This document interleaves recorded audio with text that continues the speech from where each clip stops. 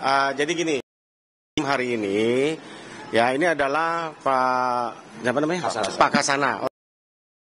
Ya, kami adalah tim kuasa dari 6 terpidana, ya, selain Sudirman, ya 6 terpidana. 6 terpidana ini kita sudah tahu jalan ceritanya kenapa kita hari ini mewakili Hadi, ya kan, untuk melaporkan Aibtu Rudiana yang sekarang Ibtu Rudiana. Kenapa kita laporkan mewakili Hadi? Setelah tim, ya, kami ini 126 orang tim, kan gitu kan? Kami rapat, gitu kan? Kami melihat untuk menegakkan tentang peristiwa sesungguhnya apa yang terjadi. Ya, menurut kami inilah satu-satunya jalan bahwa kami harus melaporkan supaya diperiksa, supaya peristiwa itu menjadi terang benderang, kita adu bukti dan juga kesaksian dan juga apa yang kami sampaikan, ya kan? Ya, kita lihat saja nanti bahwa kami kan hanya ingin menegakkan keadilan, ya. Bahwa di dalam peristiwa yang sesungguhnya terjadi, kenapa kita laporkan Rudiana? Ini kan peristiwanya terjadi sekali lagi supaya paham, ya. Bahwa itu adalah sesudah dinyatakan bahwa itu adalah kecelakaan oleh Polres Cirebon, bukan kota, ya. Oleh Polres Cirebon, karena peristiwanya terjadi di Kabupaten Cirebon, bukan di kota. Aibtu Rudiana sendiri adalah unit narkoba dari Polresta Cirebon, ya. Itu perbatasan yang masuk wilayah kota Cirebon itu hanya SMP 11. Lewat ke situ sedikit itu sudah masuk wilayah jurisprudensinya Polres Kabupaten Cirebon, ya. Ketika dia melihat tanggal 28, 29 dia ke Polsek Talun, dia melihat motor dan dia penasaran. Aibtu Rudiana ini melakukan penyelidikan sendiri karena dia seorang anggota polisi, tapi bukan punya kewenangan untuk ke situ, kan gitu kan, menyidik. Lakukan sendiri, bahkan dalam kesaksian anggota penyidikan. Nanti kita uji aja lidik sendiri. Ya, itu ada kesaksian di bawah sumpah yang mengatakan begitu anggotanya. Kan gitu kan. Lalu dari peristiwa itu, ya kan, dia datang tanggal dari 29, 30 dia melakukan penyidikan sendiri. Tanggal 31 ya. 31 Agustus dia pukul 10 melakukan penyidikan, dan pukul 14 dia bertemulah dengan saudara Aib dan Dede. Berdasarkan pengakuan dari Aib dan Dede inilah, ya kan, lalu sesudah mendapat informasi terjadi ada kejar-kejaran geng motor apa segala macam semua, dia tinggalkan nomor telepon kepada Aib dan Dede. Pukul 14, pukul 16 Aib menelpon Rudiana. Aibtu Rudiana bersama dengan teman-temannya kembali ke SMP 11 karena Aib menginformasikan bahwa yang orang-orang itu sedang berkumpul di depan SMP 11, kan gitu. Ditangkaplah, ada 8 orang yang ditangkap, diamankan atas keterangan dari informasi dari Aib. Dari 8 yang ditangkap itu, 1 akhirnya dilepaskan yang bernama Rinaldi, kan gitu.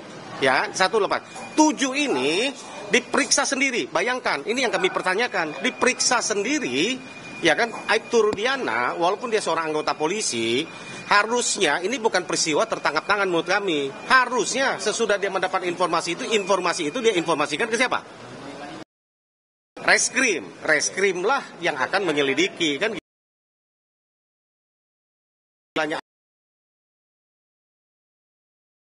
gitu kan. Artinya faktanya bahwa terjadi penekanan, penganiayaan, dan ini yang kita akan buktikan. Kita laporkan ini hari ini, kan gitu kan. Terjadi penganiayaan, bahkan ini terjadi kepala itu dipukul sampai nempel di benda, bahkan ditusuk dari belakang, kan gitu kan. Ini kita buktikan apakah betul apa enggak, kan gitu, ya kan. Kalau terjadi demikian, akhirnya terjadilah pengakuan yang atas yang mereka mereka tidak pernah lakukan, tapi karena mengaku, kan gitu kan.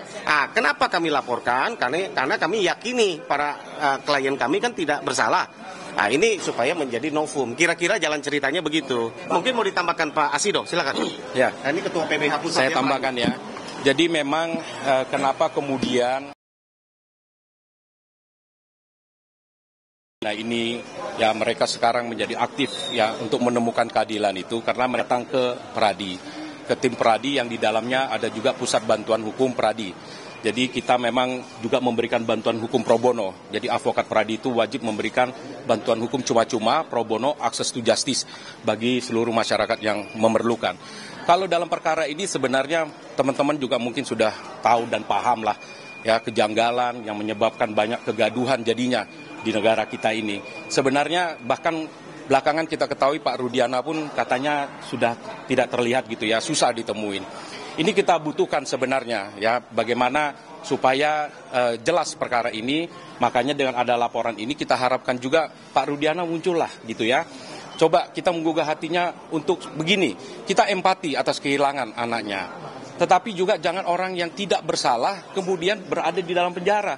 Kemerdekaan mereka itu direbut gitu. Nah ini kita harapkan. Kita lihat ya melalui video yang dia tampil, hanya sekali itu yang kita ketahui. Sebenarnya di situ juga dia sudah mengalami kegundahan di situ ya.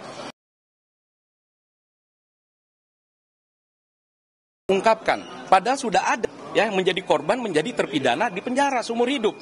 Nah inilah harapannya dengan adanya laporan polisi ini kita mengharapkan, ayo Pak itu ya kalau semua sudah kita tahu lah ya banyak sekali yang tidak sesuai, tidak benar, banyak sekali sudah ya bagaimana tadi disampaikan oleh Pak Jutek, bagaimana juga yang 2 saksi fiktif, Liga Akbar juga dan seterusnya ya pra peradilan Peggy. Jadi apalagi yang kita tunggu ini sekarang ini kan gitu. Ayo muncullah Pak Rudiana, sampaikan kebenaran itu. Biar juga tenang nanti ya almarhum di surga gitu ya. Biar bisa tahu jangan gara-gara ya seperti itu. Jadi overaktif nih sebenarnya kan. Ya wajar mungkin karena ketika anaknya mengalami kejadian seperti itu. Tapi kalau sudah mengetahui ini tidak benar, kita mengharapkan sampaikan kejujuran itu. Kasihan ini para keluarga terpidana, para terpidana mereka ini ingin kembali ya merdeka. Ya tidak di dalam penjara. Jadi itu yang kami harapkan. Ya kalau tidak ini laporan akan jalan terus dan Pak Rudiana harus mempertanggungjawabkan itu. Gini, kami hanya menyampaikan gini sedikit ya sebelum ada pertanyaan. Kami hanya menyampaikan gini. Yang lebih objektif, maka kami membuka pintu lewat laporan-laporan yang kami sampaikan. Kami kan, menurut kami dari tim kuasa hukum bahwa proses ini dimulai dari tahun 2016 kan menurut kami sudah apa ya? Mau dibilang cacat formil dan lain.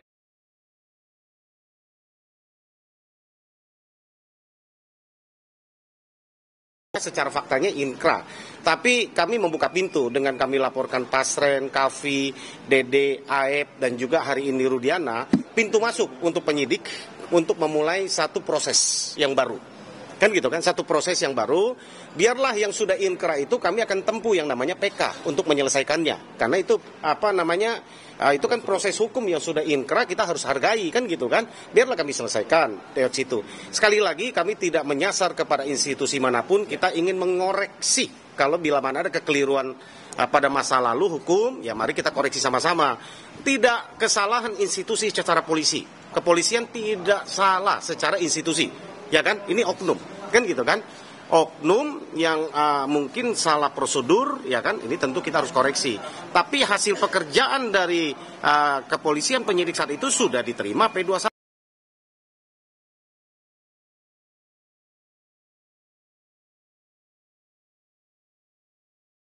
Ya kita hargailah pekerjaan itu kan gitu kan, sistemnya. Tapi kalau memang ini salah, ini menjadi satu catatan buat kita bahwa ini kesalahan yang berjamaah menurut kami kan, ini sistem kan. Nah ini tentu prihatin kami. Orang yang tidak bersalah seumur hidup masalahnya. Ini 340 ada junto 55 penyertaan pembunuhan berencana dengan apa? Ada yang turut serta. Persoalannya dari 8 orang 1 dihukum 8 tahun. 8 tahun pun karena di bawah umur. 7 terpidana lain semuanya rata seumur hidup. Lah, buat kami penegak hukum dan praktisi hukum bingung gitu loh. Seharusnya yang paling berat itu adalah otak pelaku. Betul. Pelaku yang paling sadis, ya kan? Ini semua dipukul rata. Ini kan pertanyaan kami, di mana unsur keadilan yang kita ini kan? Ada apa pengadilan tahun 2016 itu? Kan gitu kan, ini pertanyaan-pertanyaan ini loh, kalaupun iya terjadi peristiwa itu ya, kan gitu kan, ini kan sungguh apa ya, miris buat kami. Mereka kalau tidak kita tolong, mereka akan sampai mati ada di mana? Penjara, karena tidak dapat remisi, tidak dapatkan keringanan apapun gitu loh kan gitu kan. Garasi mereka sudah pernah lakukan, walaupun oleh karena iba dari siapa? Dari petugas lapas mereka ikuti segala jalan karena kurang pengetahuan mereka. Itu pun mereka turuti kan gitu kan. Tapi ya itulah kemanusiaan, dan dalam penegakan hukum maka kami Pradi, ya tadi disampaikan Ketua PBH Pak Dr. Asido Huta Barat ya kan, bahwa Pradi lewat PBH, kebetulan kami kejadiannya ada di Bandung, maka kami kebetulan bersama-sama dengan PBH, tim kuasa DPN, kita sama-sama kita menangani kasus ini, membantu para keluarga terpidana dan juga para terpidana. Itu rekan-rekan sekalian. Kalau dari sepengetahuan tim kuasa hukum sendiri, apa sebenarnya motif dari si Pak Ibtu Rudiana ini akhirnya juga menyasar dari keluarga terpidana? Kami tidak paham ya motifnya apa ya, kami kan nggak bisa ini kan gitu kan. Kami hanya mau serahkan saja kepada proses hukum yang berjalan, tapi kami bisa maklumin lah sebagai orang tua tadi yang sampaikan Pak Dr. Asido ya. Kita bisa maklumin, tapi ya menurut kami kalau gara-gara hanya ingin emosi lalu menghukum akibat ada 7 orang, 8 orang yang terhukum kan nggak benar kan gitu. Ya tentu kami simpati lah sebagai korban gitu. Apakah memang ini langsung menyasar atau memang sebenarnya sebelumnya ada hubungan dalam arti bahwa nggak ada, nggak tahu, kita dalam penyidikan kita belum tahu, kita belum temukan. Itu aja. Makasih ya.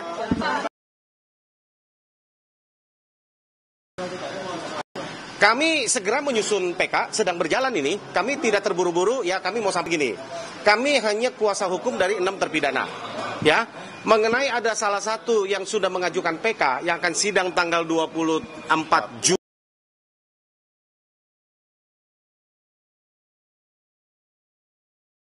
Kami tahu bahwa ini sudah produk hukum, tentu untuk mengatasi itu kami harus hati-hati menghadirkan bukti baru yang valid. Kan gitu kan, kekeliruan hakim di mana, ada cara penerapan di mana, ada novum di mana yang diperbolehkan undang-undang untuk kami PK.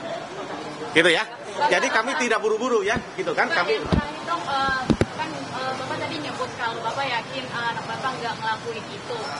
Bapak yakin dari hal apa sih, Bang? Kenapa kok bisa merasa bahwa anak Bapak itu bukan pelaku? Dari kesaksian teman-temannya itu yang bersama-sama waktu malam itu bareng sama anak saya. Gitu. Terus kesaksian dari warga tetangga terdekat kita yang mengatakan bahwa anak saya itu ada di rumah anaknya Pak Pasren itu. Udah, karena kesaksian segitu yang berarti kami sampaikan. Anak Bapak nggak ada di tempat di lokasi saat pembunuhan Vina Cirebon itu? Tidak ada. Semua itu ada di rumah anaknya Pak Pasren. ya, sudah ya, rekan-rekan ya, cukup ya. Satu ini sekali tadi nggak dapat, boleh diulangin sekali lagi pernyataan hari ini kenapa mau melaporkan Rudiana dan kenapanya dan harapan. Ya, kalau harapan saya sih ya untuk menegakkan keadilan. Ya, menegakkan anak itu bersalah. Ya. Oke ya. Oke. Makasih ya teman-teman ya.